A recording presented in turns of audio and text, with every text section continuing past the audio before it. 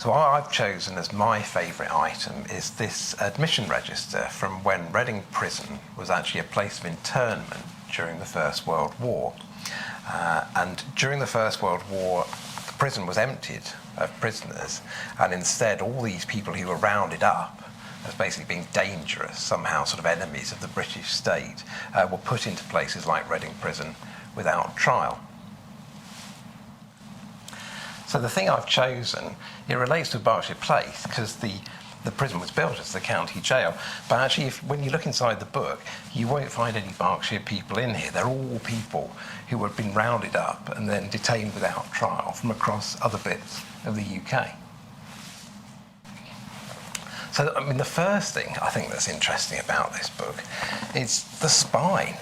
And if you take a look at the spine, you can see that on it, it's got these words, aliens and Irish, which just seem incredible, really, that somebody could write this on the spine of any volume, let alone a prison volume. But that gives you a sense about the people that you can find inside this book.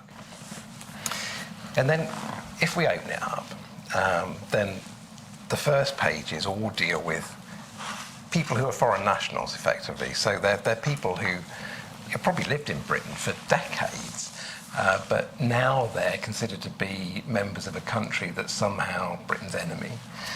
So, for example, we've got a chap here called Franz Loerzel, and Franz, for many years, had worked as a photographer at the Isle of Sheppey, and he'd gone down to the docks, he took pictures of ships and the crews, and then he sold them to the crews to make a little money. So he carried on doing this after war had been declared, but of course now when he turned up at the docks and started taking photographs, they thought he was a spy. So he was interned, and he spent over 2 years of his life in Reading before he was discharged in 1917 and sent on to another prison where he probably stayed for the rest of the war. So there's plenty of people from overseas, but I mean, actually, people from nearer overseas are probably the most interesting thing in this book, because you have a succession of Irishmen who were rounded up after the Easter Rising in Dublin in April 1916 and then interned. And Reading was one of a number of places where these men were sent.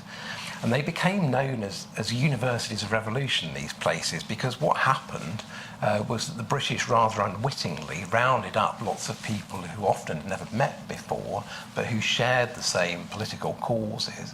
And what they did in places like Reading was that they organised themselves and they got ready for going and forming an independent country once they were released. So we've got two examples on this particular page. There's a chap called Darrell Figgis, and Darrell was the person who wrote the constitution for what became the Irish Free State. And also, a bit below him, you've got a gentleman called Arthur Griffith.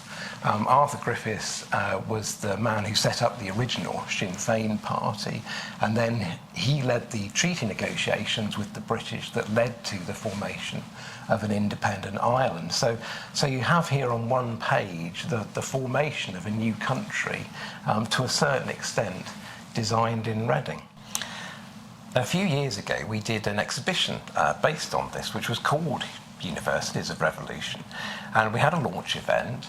And people come along at launch events and they usually hear me talk a bit, they look at some of the documents, they have nice things to eat and drink. Well, one of the guests we'd invited was a lady from the Irish Embassy in London. And at the end of the evening, she came up to me and said just how grateful she was that we'd spent time uncovering what's really a hidden part of the county's history, but obviously for her was a really important part of her country's history. And that emotional connection to this document, I mean, for me, that's the great thing about archives, is coming across these things and realising that it absolutely touches you in some way, that you have some sort of deep and tangible emotional connection to them. So I do with this item because of that lady's experience on that evening, and so that's why this is my favourite item.